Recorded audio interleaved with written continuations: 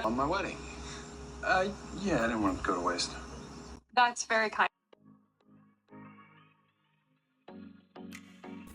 Kamusta ka? Tuloy-tuloy ang naging trabaho ko simula nung pagdating ko sa aking Gatanduanes Getaway noong Hunyo. Kaya naman, pakiramdam ko, deserve ko ang isang short break. If you are curious kung saan at magkano ang binayaran namin sa aming short trip, please watch this video. Matagal nang nasa bucket list namin ang Baler Aurora. Kaya naman, sobrang saya ko na natuloy na ito. We traveled around 7 hours kasama na ang mga stopover mula Montalban, Rizal via Pantabangan. Doon na rin pala kami kumain ng breakfast kasi 3:30 pa lang ng umaga nasa biyahe na kami.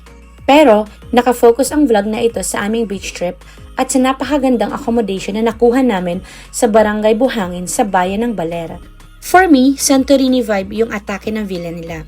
Very clean and quiet yung place. Beachfront sila at isa sa mga nagustuhan ko ay ang 2-bed bedroom nila. Nung makita ko in actual yung lugar, mas lalo ko siyang nagustuhan. Alam kong sulit ang biyahe namin at grammable worthy. Bukod sa pino ang buhangin ng beach, magandang view at hindi crowded. We booked the room with jacuzzi as I wanted to relax. We paid 2,275 for that. Walang oras yung paggamit ng jacuzzi. Just chat them na gusto niyo na gamitin and they will set it up for you. While the room without jacuzzi costs around 1,925.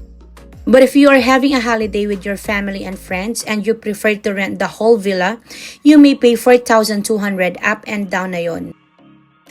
Please note that this is an off-season promo. We went there second week of September and it was raining. We arrived 3 hours prior so we checked in early and added 600 pesos on top of 2,275 pesos.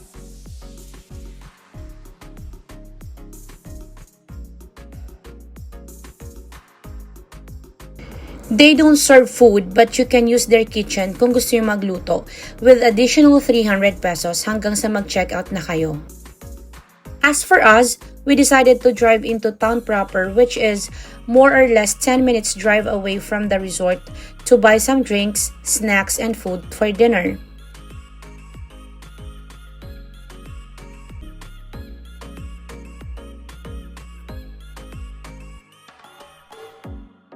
As a seafood girly, hindi ko pwedeng palagpasin na hindi bumili ng seafood for our dinner.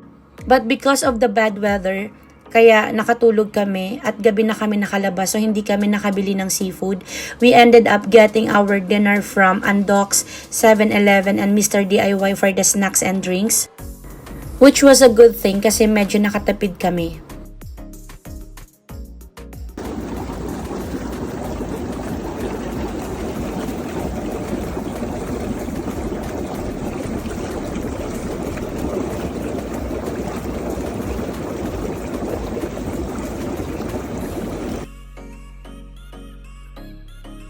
So, what are you waiting for?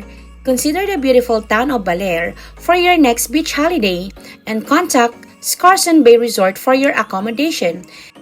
You can find them on Facebook. Hindi ako mapapahiya sa inyo. Thank you for watching!